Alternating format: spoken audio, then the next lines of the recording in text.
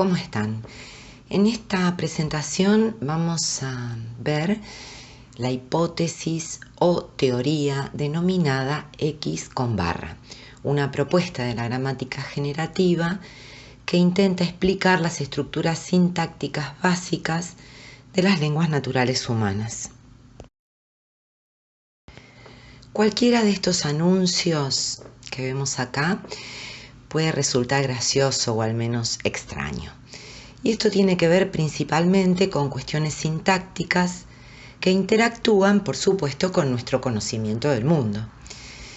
Las estructuras ambiguas, como las que tenemos acá, suelen resultar bastante claras para empezar a ver el funcionamiento sintáctico.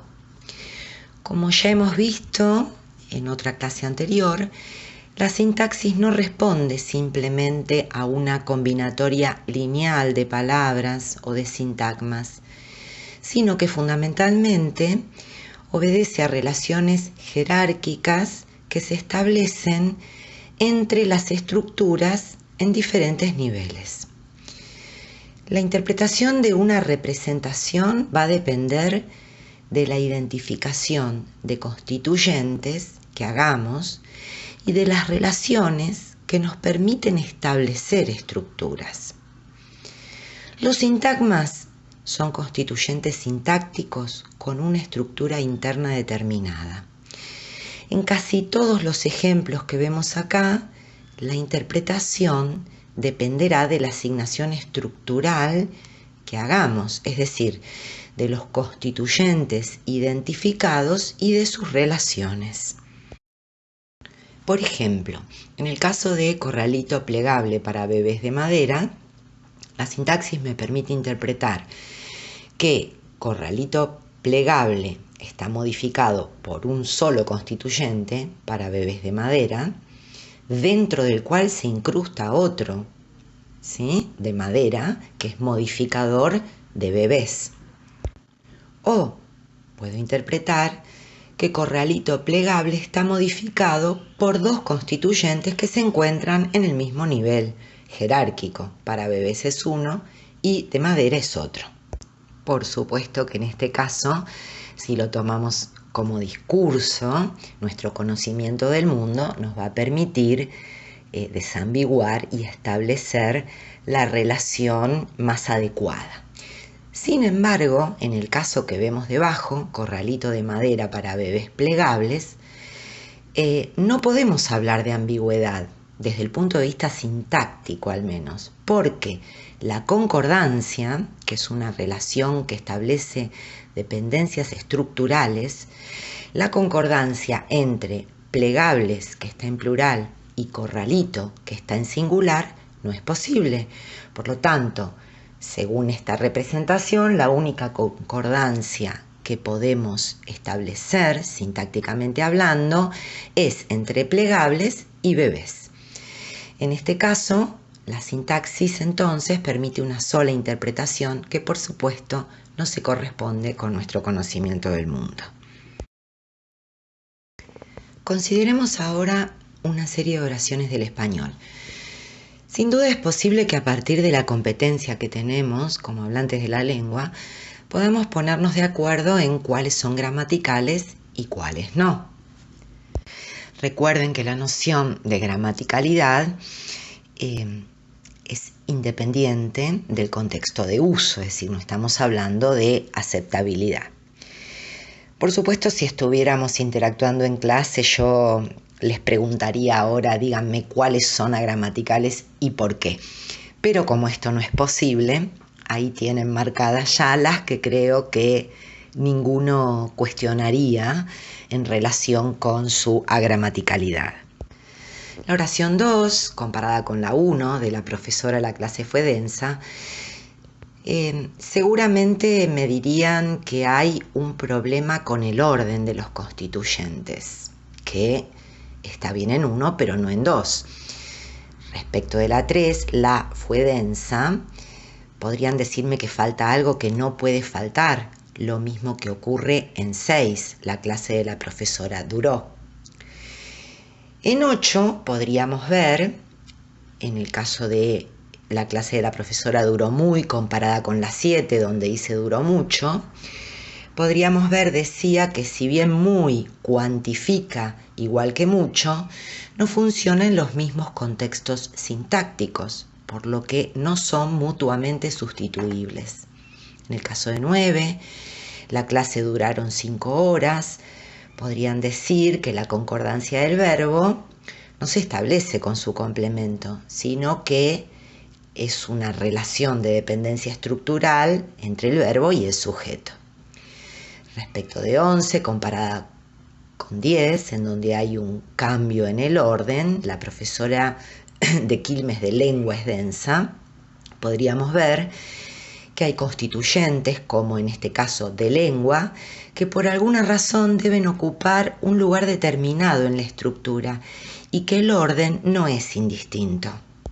En estos casos que acabamos de ver, la gramaticalidad obedece a factores sintácticos, pero también a factores que dependen de las unidades léxicas, de la selección que puede realizar un elemento léxico y que debe proyectarse en la sintaxis, como ya hemos visto en una clase anterior. Por ejemplo, en el caso de 6, la clase de la profesora duró, el predicado durar selecciona un argumento que indique cantidad y que en este caso no se proyectó en la estructura sintáctica. Por lo que hemos visto hasta aquí, el hablante conoce, sabe inconscientemente, es decir, forma parte de su competencia, que existen ciertas sustituciones que son posibles dentro de las estructuras sintácticas y otras que no lo son, que hay relaciones jerárquicas que determinan un orden, si hay precedencia posible o no, si pueden coaparecer, es decir, aparecer juntos dos elementos o no. Conoce que existen niveles de estructura internos en los constituyentes. La sintaxis opera fundamentalmente a partir de dos tipos de unidades: las piezas léxicas y las operaciones o principios que permiten combinar esas piezas. Los principios combinatorios deben poder explicar las relaciones gramaticales que se dan entre los sintagmas y que forman parte de la competencia de los hablantes, de lo que los hablantes sabemos de las estructuras sintácticas de nuestra lengua. Desde un punto de vista científico, es decir, desde una gramática entendida como una construcción teórica por parte del lingüista, se trata de hacer explícitas ciertas nociones, como las que vimos acá, nociones como las de concordancia, complementación o predicación, nociones que también deben explicitar las formas en que se organiza la información gramatical, como por ejemplo la estructura argumental de los predicados o la estructura que tienen los constituyentes. Los constituyentes sintácticos son, como vimos, unidades lingüísticas que se integran unas en otras. La denominada teoría de X barra es una hipótesis general sobre las estructuras sintácticas de todos los sintagmas en todas las lenguas humanas, que se propone explicar la posición y las relaciones de estos elementos de acuerdo a ciertos principios generales. Según esta hipótesis, toda estructura tiene la configuración que vemos acá. Primero expresada en una representación con corchetes y después en una estructura de árbol. Los árboles son una forma posible de graficar la relación sintáctica que existe entre las estructuras. Tienen la ventaja de que permiten visualizar con mayor claridad las relaciones entre los constituyentes, a diferencia de los corchetes, que a veces puede resultar más dificultoso. Para empezar a desglosar, a explicar este esquema, tengamos en cuenta en principio que la X, lo que representamos aquí con X, es una variable, es decir, X puede ser cualquier categoría que pueda actuar como núcleo y proyectar un sintagma, es decir, puede ser un sustantivo, un verbo, una preposición. Enseguida en esta clase vamos a ver algunos ejemplos concretos con categorías determinadas. Los sintagmas son expansiones, esto es, proyecciones de un elemento central, el núcleo, que está representado aquí como X0. En torno al núcleo se articulan otros sintagmas que funcionarán como especificadores, complementos o modificadores. Los llamados nudos o nodos son los elementos que aparecen conectados en un árbol. Por ejemplo, el sintagma X, abreviado SX, el especificador, el complemento, el núcleo mismo. Las líneas que salen de un determinado nudo, por ejemplo, que sale de SX, de sintagma X, y va a especificador, se conocen como ramas. El núcleo se expande en una o más proyecciones intermedias, lo que vemos acá como X con una barra que por razones tipográficas representamos con una comilla, nivel en el que el núcleo puede tomar uno o más complementos. Y esa expansión culmina en lo que llamamos la proyección máxima, el sintagma X o X con dos barras, aquí dos comillas, posición en la que toda la proyección intermedia toma un especificador. Las categorías que funcionan como complemento y especificador son también proyecciones máximas, por lo que cada una de ellas puede tener la misma estructura que vemos acá. Las categorías que se proyectan como complemento y especificador van a estar determinadas por la categoría del núcleo. Por ejemplo, si X, el núcleo, es un verbo, su especificador va a ser un sintagma nominal, es decir, nucleado por un sustantivo, que va a funcionar sintácticamente como sujeto. Y la categoría de su complemento va a depender de las restricciones particulares de cada elemento léxico, es decir, de lo estipulado por la teoría temática que ya hemos visto. Tanto el especificador como el complemento van a depender entonces de la selección léxica que haga el núcleo, por lo que pueden estar o no, y por eso están consignados entre paréntesis, indicando que son opcionales y no obligatorios. En este caso vemos una representación del mismo esquema que permite incluir más de un complemento si el núcleo lo seleccionara, o también permite incluir un elemento que llamamos adjunto, es decir, un sintagma que no es un argumento seleccionado por la unidad léxica, sino que es opcional, no está exigido para la buena formación de la estructura. Podría ser, por ejemplo, alguna circunstancia de tiempo o algún tipo de modificador determinado.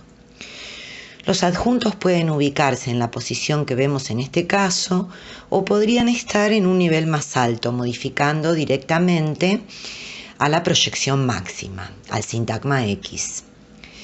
Lo que esta representación muestra además es que la proyección intermedia es recursiva, es decir, se repite para dar lugar a diferentes constituyentes en distintos niveles jerárquicos.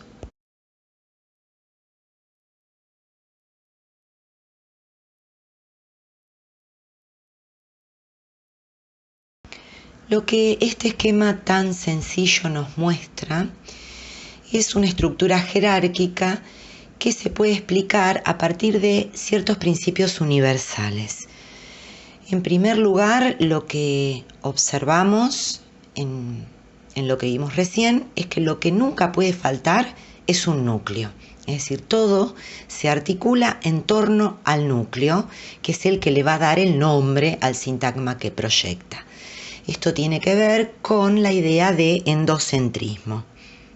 El principio de endocentricidad o endocentrismo Se relaciona entonces con la idea de que toda construcción sintáctica siempre tiene un núcleo, que el núcleo va a ser la categoría de nivel 0 que proyecta el sintagma con el cual va a compartir rasgos categoriales. Es decir, si el núcleo es un verbo, todo el sintagma que proyecte va a ser un sintagma verbal.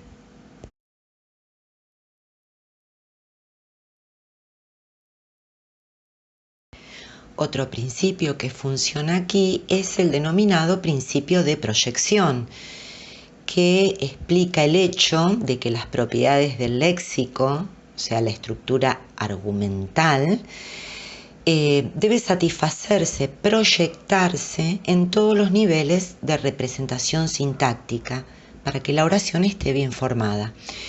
Por ejemplo, si el verbo romper selecciona dos argumentos, el agente, el que rompe, y el tema, lo que se rompe, ambos se proyectarán en las posiciones de especificador y complemento respectivamente.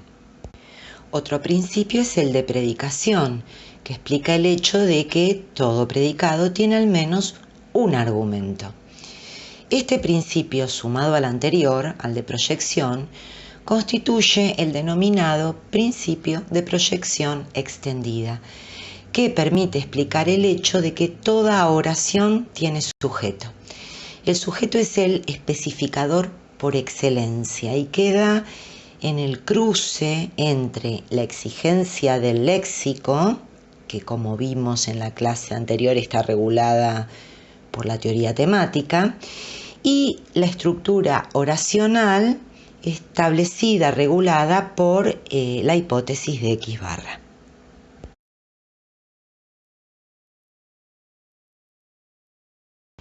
Vamos a ver ahora algunos ejemplos para aplicar el esquema de X barra a categorías concretas. Por ejemplo, en Juan lee un libro, el núcleo es el verbo lee, por lo tanto toda la proyección máxima es un sintagma verbal. Leer como unidad léxica selecciona dos argumentos, ¿sí? El agente y el tema, que se proyectan aquí en la posición de especificador, Juan, y de complemento, un libro. En el caso de una mansión muy lujosa, se trata de un sintagma determinante, porque el núcleo es una, que es un determinante. Sobre esto vamos a volver en una de las próximas clases cuando veamos categorías. Yo sé que puede resultar extraño, me podrían preguntar por qué es una el núcleo y no mansión. Lo vamos a retomar y lo vamos a ver con más detalle. Por el momento, entonces, partamos de este supuesto: el núcleo es una y proyecta un complemento. El complemento, mansión muy lujosa, es un sintagma nominal. Acá, en este caso, en el árbol, vamos a expandir ese complemento y vamos a ver que el esquema de X barra se repite porque el núcleo es mansión, ¿sí? Y tiene un modificador que es muy lujosa, un sintagma adjetivo, porque en muy lujosa el núcleo es el adjetivo lujosa, que tiene un especificador, un cuantificador en este caso, que es muy.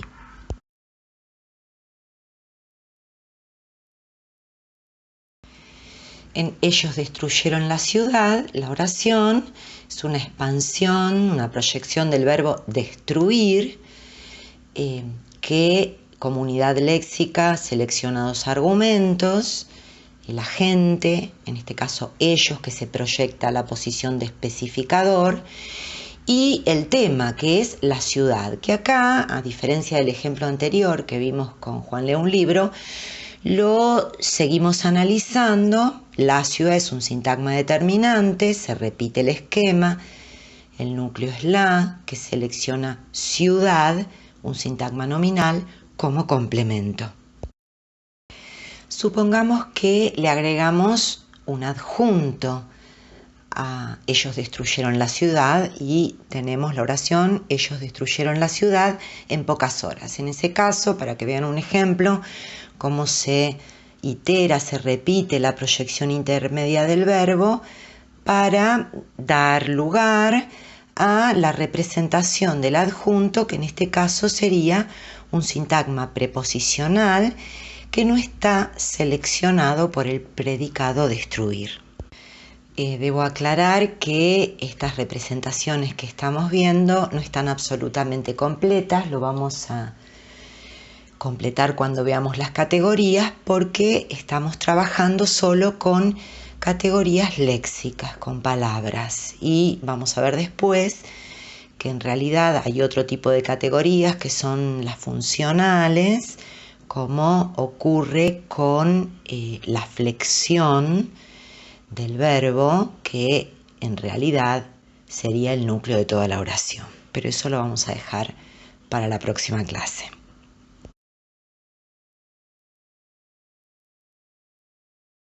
Vamos a repasar las principales funciones que vimos hasta aquí en el esquema de X barra. La función central, el eje, por supuesto, es el núcleo. En torno al núcleo se organizan las tres funciones que vemos detalladas. El especificador va a depender de la proyección máxima del sintagma X, va a estar seleccionado por el núcleo y lo va a preceder, va antes del núcleo. El complemento depende de la proyección intermedia, es decir que una proyección intermedia es el núcleo más el complemento. Va a estar seleccionado por el núcleo, va a depender de las propiedades de selección de la unidad léxica y va a estar en una posición adyacente al núcleo. Si esa posición precede o sigue al núcleo, si está antes o después, es una cuestión de parámetros, de valores de realización del principio que va a depender de cada lengua. Por ejemplo, el inglés, el español, el francés, el portugués, las lenguas romances en general, son lenguas llamadas de núcleo inicial. Primero está el núcleo, después vienen los complementos. En cambio, hay otras lenguas de núcleo final, en donde primero aparecen los complementos y luego el núcleo, como es el caso del quechua o del japonés. Finalmente, los adjuntos, que son modificadores que no están seleccionados por la unidad léxica, no están exigidos y por lo tanto aparecen en posiciones periféricas.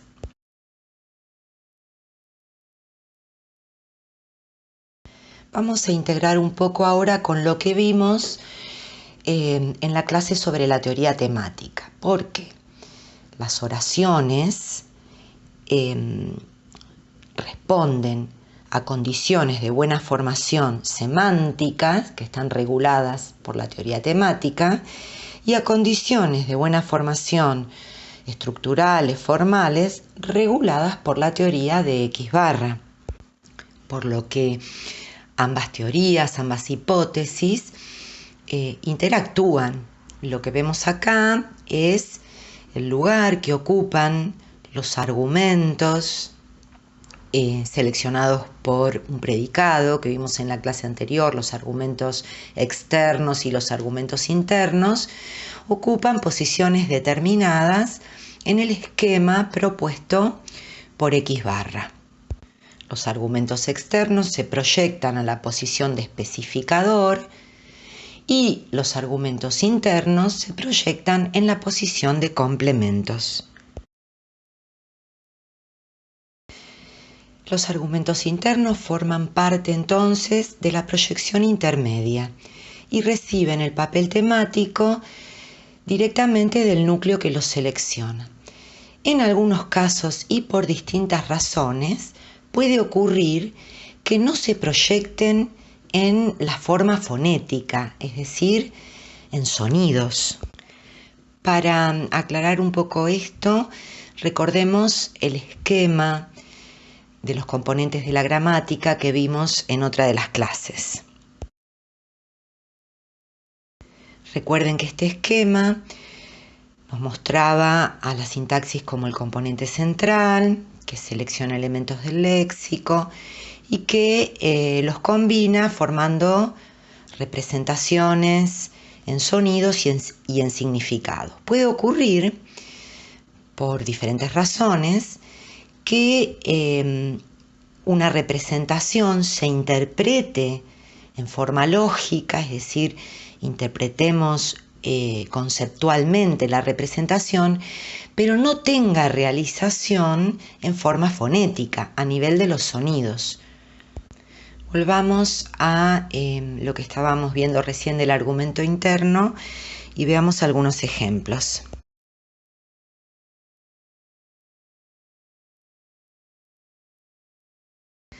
Algunos verbos, como los que vemos en estas oraciones que están aquí de ejemplo, pueden dejar implícito el argumento interno que funciona como tema. Sobre todo cuando el tema es una constante. ¿Qué significa esto? Supongamos la oración Juan toma mucho. Nosotros interpretamos en forma lógica un argumento, tema de toma, algo toma.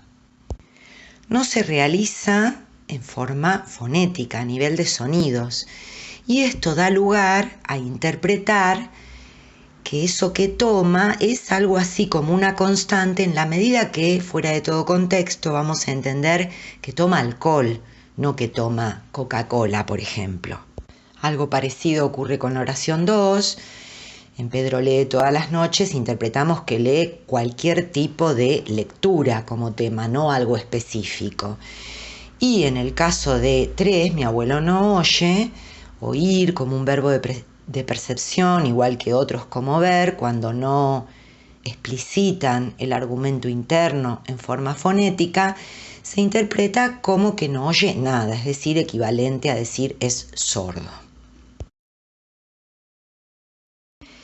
El argumento externo se sitúa fuera de la proyección intermedia y recibe papel temático composicionalmente a partir de toda esa proyección intermedia. Ahora vamos a ver unos ejemplos. A diferencia del argumento interno, no puede faltar su presencia en la configuración, es exigida, como ya vimos, por el principio de proyección y por el principio de predicación.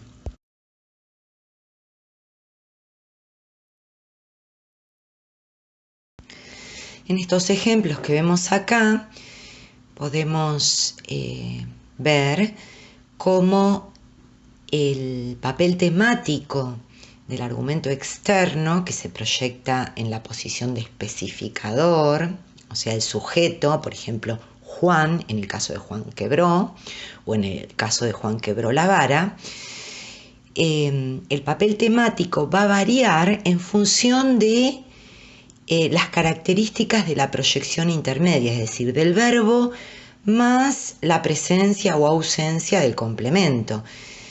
En 1, Juan es un experimentante. En cambio, en 2, en donde se relaciona con la proyección intermedia quebró la vara, es en realidad un agente. En 3 y en 4 vemos algo parecido. Tengo un ebook frente a tengo frío, dos proyecciones intermedias diferentes.